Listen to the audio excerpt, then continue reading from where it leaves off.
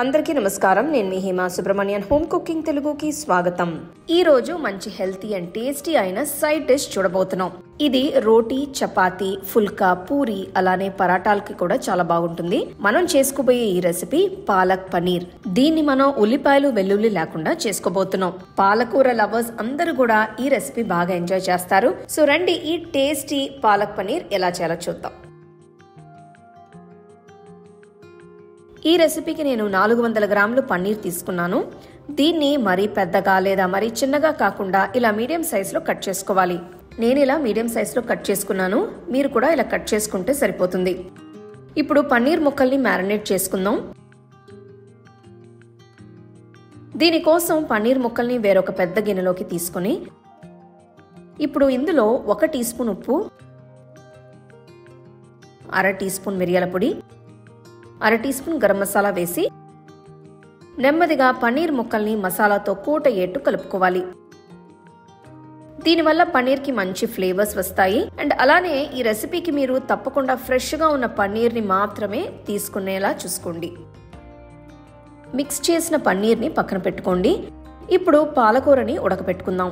ఈ రెసిపీకి నేను ఒక పెద్ద కట్ట పాలకూరని నీట్గా క్లీన్ చేసి వాష్ చేసుకుని తీసుకున్నాను. వీటిని ఇప్పుడు వేడి నీళ్లలో వేసుకోవాలి.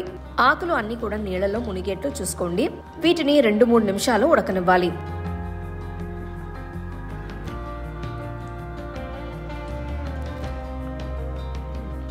రెండు నిమిషాల తర్వాత స్టవ్ ఆఫ్ చేసి ఉడికిన పాలకూరని తీసి చల్లటి నీళ్ళలో వేసుకోవాలి. దీనివల్ల పాలకూర ఉడకకుండా ఉంటుంది. చల్లగా అయిన పాలకూరని ఇక్కడ మిక్సీ జార్లోకి తీసుకోవాలి. తర్వాత ఒక గుప్పెడు కొత్తిమీర కాడలతో పాటు వేసుకోవాలి. కట్ చేసుకున్న 2 పచ్చిమిరపకాయలు, సన్నగా తరిగిన అల్లం కూడా వేస్తున్నాను. ఇది రఫ్గా 1 టేబుల్ స్పూన్ ఉంటుంది. అన్నిటినీ కలిపి మెత్తగా గుజ్జులా రుబ్బుకోవాలి.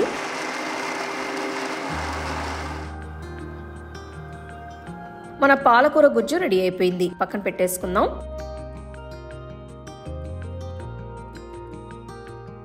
జీడిపప్పు పేస్ట్ కోసం నేను 15 జీడిపప్పుల్ని నానబెట్టి తీసుకున్నాను. వీటిని మెత్తగా పేస్ట్లా రుబ్బుకుంటే సరిపోతుంది. తర్వాత మ్యారినేట్ చేసి పెట్టిన పన్నీర్ని రోస్ట్ చేసుకోవాలి. దీనికోసం కడాయిలో 1 టేబుల్ స్పూన్ వరకు నెయ్యి వేసుకోవాలి. చూడండి, పన్నీర్ ముక్కలు బాగా మసాలాతో కోట్ అయ్యాయి. నెమ్మదిగా కడాయిలో వేసుకొని మంటని మీడియం లోలో ఉంచి పన్నీర్ని అన్ని వైపులా రోస్ట్ చేసుకోవాలి. నేను ఇదివరకు పన్నీర్తో చాలా డిషెస్ చేశాను. మీకు చాలా బాగా నచ్చుతాయి. వీటి లింక్స్ కొన్ని నేను డిస్క్రిప్షన్లో ఇస్తాను. తప్పకుండా ఒకసారి ట్రై చేయండి. పన్నీర్ నాకు నచ్చిన ఫుడ్ ఐటమ్స్లో ఒకటండి. నాకు కమెంట్ సెక్షన్లో చెప్పండి మీకు పన్నీర్ అంటే ఇష్టమో లేదా మీకు పన్నీర్ అంటే ఎంత ఇష్టమో అని.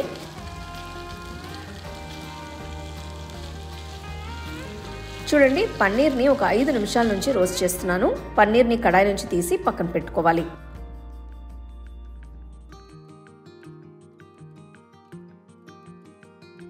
ఇప్పుడు వెడల్పాంటి కడాయిలో 1 టేబుల్ స్పూన్ నూనె, 2 టేబుల్ స్పూన్ నెయ్యి వేసి నెయ్యి కరిగిన తర్వాత ఇప్పుడు ఇందులోకి మసాలా దినుసులు వేసుకుందాం. దాల్చిన చెక్క, 2 యాలక్కాయలు, లవంగలు, 1 టీ స్పూన్ జీలకర్ర వేసి చిన్న మంటలో వేపుకోవాలి.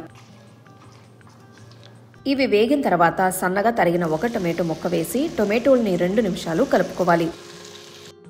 నాకు తెలుసండి, ఈ రెసిపీని అందరూ వాళ్ళకి నచ్చిన విధంలో చేస్తారు. ఈరోజు నేను ఈ రెసిపీని నాకు నచ్చిన స్టైల్లో నేను చేస్తున్నాను. ఇప్పుడు స్పైసెస్ వేసుకుందాం. ముందుగా 1/2 టీ స్పూన్ పసుపు, 1 టీ స్పూన్ కాశ్మీరీ కారం, 1 టీ స్పూన్ జీలకర్ర పొడి, 1 టీ స్పూన్ ఉప్పు వేసి కలుపుకోవాలి.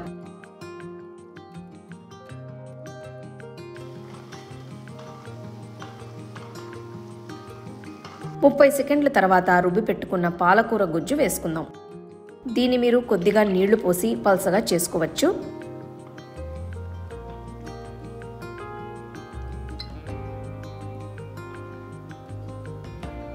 చిన్న మంటలో 5 నిమిషాల వరకు ఉడకనివ్వాలి. 5 నిమిషాల తర్వాత చూస్తే నూనె కొద్దిగా సెపరేట్ అవుతుంది. ఇప్పుడు జీడిపప్పు పేస్ట్ వేసుకోవాలి. ఇది గ్రేవీకి రిచ్ అండ్ క్రీమీ టెక్స్చర్ ఇస్తుంది. అలానే మీరు ఇన్స్టెంట్ గా కలర్ చేంజ్ అవడం కూడా చూడవచ్చు.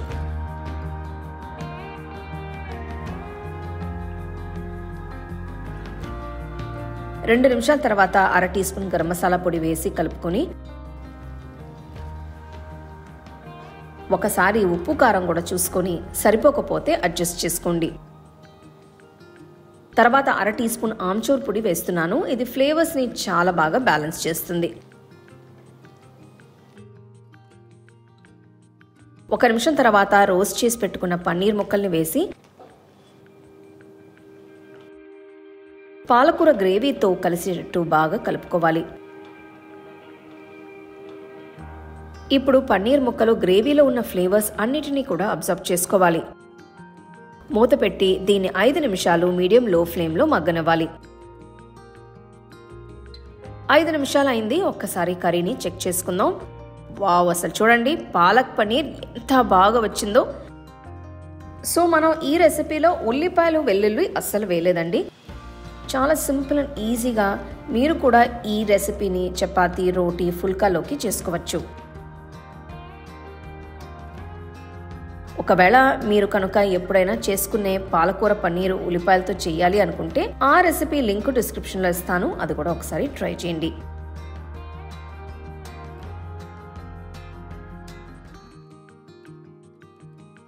పన్నీర్ చాలా పర్ఫెక్ట్గా ఉడికి ఆ ఫ్లేవర్స్ అంతా కూడా బాగా అబ్జర్వ్ చేసేసి చాలా చాలా రుచిగా ఉందండి. సో మీరు కూడా తప్పకుండా ఏ స్టెప్ని కూడా మిస్ చేయకుండా ఈ రెసిపీని ఫాలో అవుతే పర్ఫెక్ట్గా వస్తుంది. ట్రై చేసి మీ ఫ్యామిలీ ఫ్రెండ్స్తో షేర్ చేసుకోండి. మీకు ఈ వీడియోలో నేను యూజ్ చేసే ప్రోడక్ట్స్ నచ్చితే కింద ట్యాగ్ చేశాను, చెక్ చేసి చూడండి. The second edition of the home cooking book is now available on Amazon as well as on shop.homecookingshow.in.